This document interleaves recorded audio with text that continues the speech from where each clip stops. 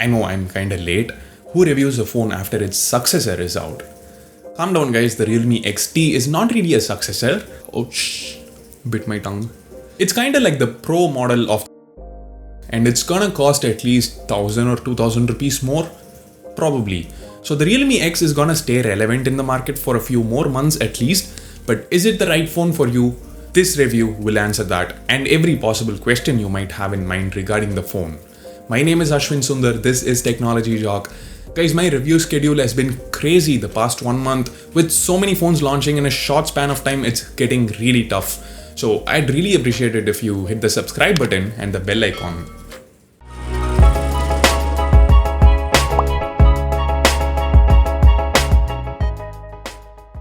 The Realme X, just like other Realme phones and most other phones in this segment, comes with a plastic back, polycarbonate.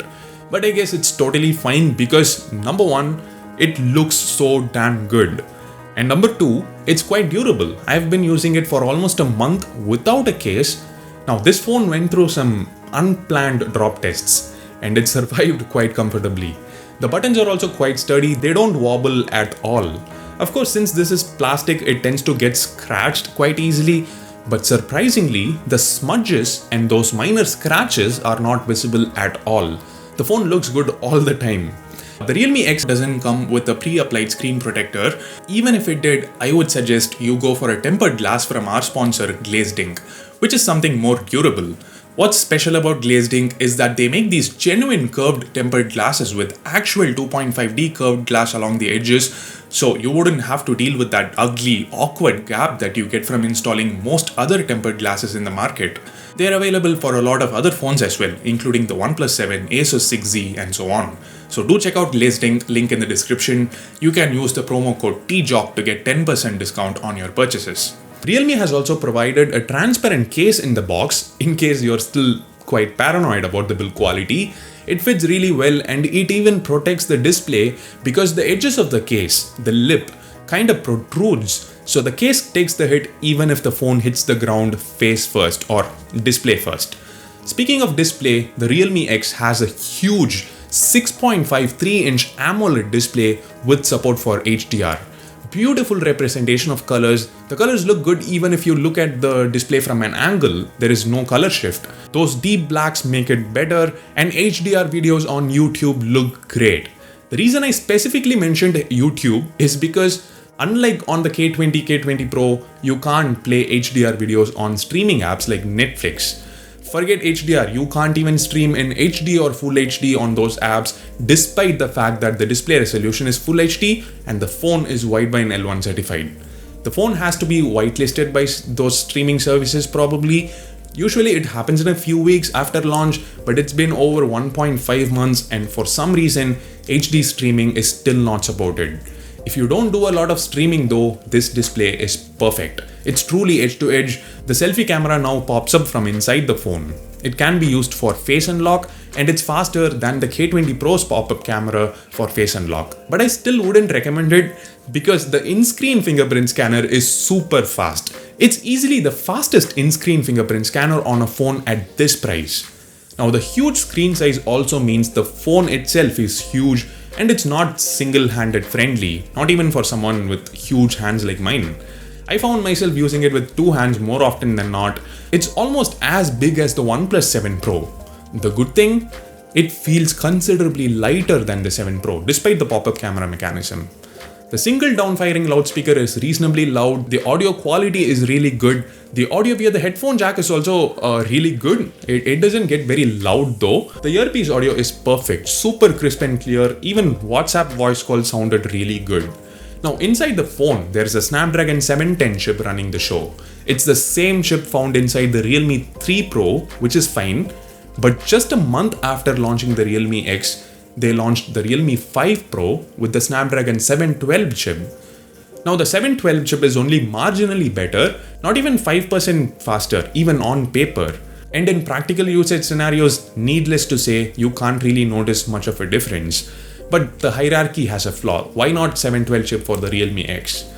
Anyway, the gaming performance is fantastic. I played Asphalt 9, PUBG, and some light games. All of them run great in medium graphics and reasonably well in high graphics. On high graphics setting, the maximum available frame rate setting is high, and even overall, the optimization is great. And like I said in my Realme 3 Pro review, I noticed a lot of small things here. Like even a simple task like rotating a photo and saving it is faster on some Realme phones than on some Redmi Note phones. This is the base variant with 4GB RAM and 128GB internal storage, which is a good thing. The background app management, commonly known as RAM management, is pretty decent. At times when going back to PUBG after doing something else, it had to reload from scratch. The 8GB RAM variant must be more consistent.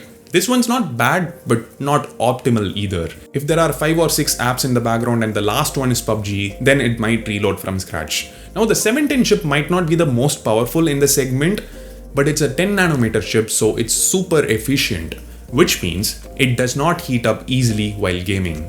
And the battery life is also good. The phone has a 3765 mAh battery, a weird number, and it lasts one full day on medium to heavy usage.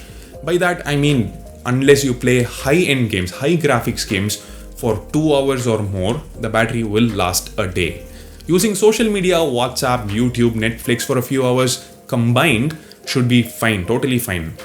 It may not offer as much battery life as a Vivo Z1 Pro does, but the VOOC charging is something you don't get to experience in a lot of phones in this segment. With 2 SIMs inside, with Wi-Fi on, the phone charged from 10% to 100% in around 1 hour 10 minutes. That's super quick.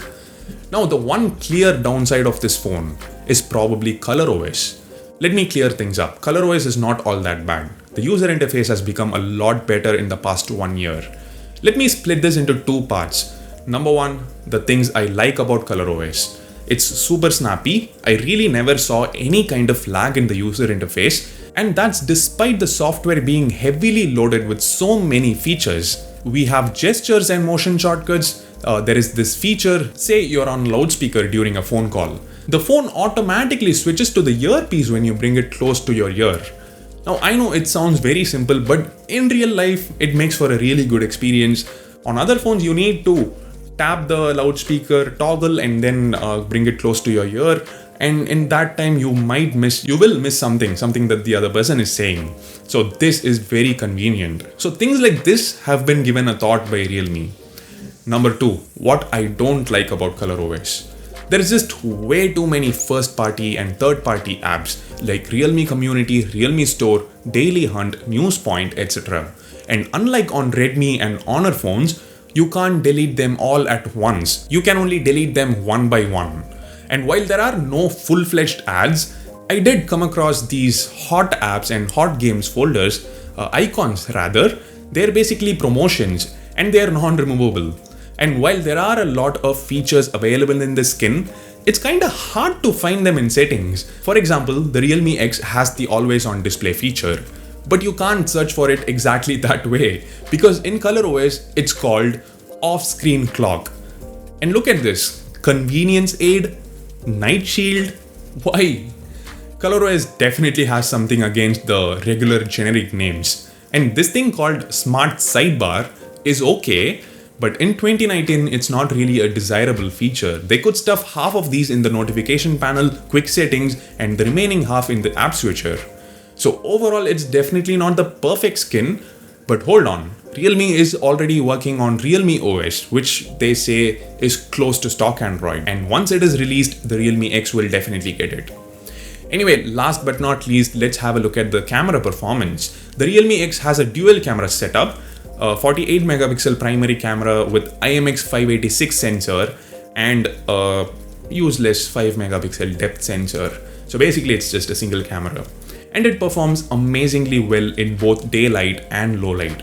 HDR performance is good, one of the best in this segment. And yeah, I know what you're thinking, and you're right, the images are oversaturated. With chroma boost on, everything looks very unnatural. So unless you're someone who really loves oversaturated colors, sticking to the regular mode is recommended. But yeah, if you prefer colors to be more natural, Google camera is your only option. Yes, there is Gcam support in this phone. You can find the Gcam link in the description.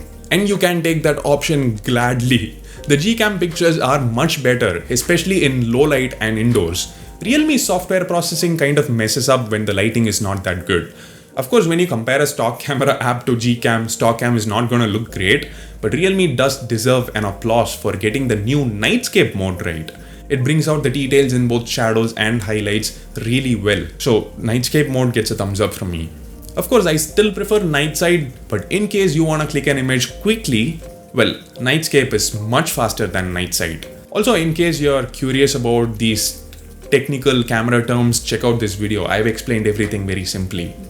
The Realme X can shoot 4K videos at 30 frames per second and 1080p videos at 60 frames per second. It also has a bunch of slow motion options. They work really well, except the 960 FPS one, which is fake.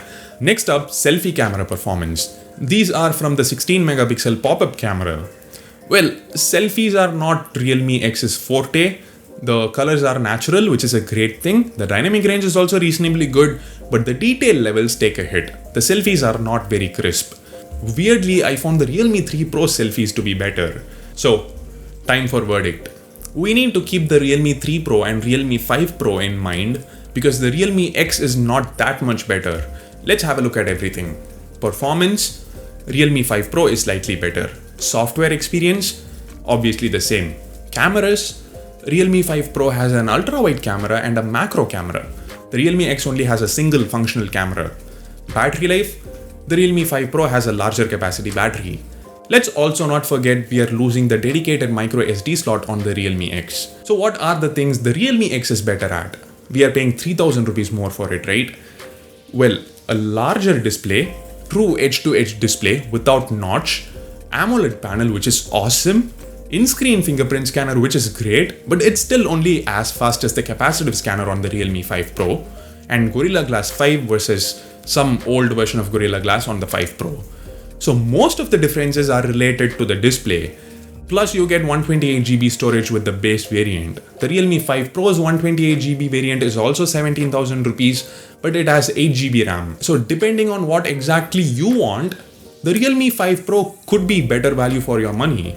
If you don't care all that much about the display, then it's definitely the Realme 5 Pro. The Realme XT seems better, but of course it's not even launched yet. We don't know how it performs in real life usage. And like I said earlier, it's gonna cost at least 1000 or 2000 rupees more. So choose wisely. Thanks for watching. See you in my next video. Bye.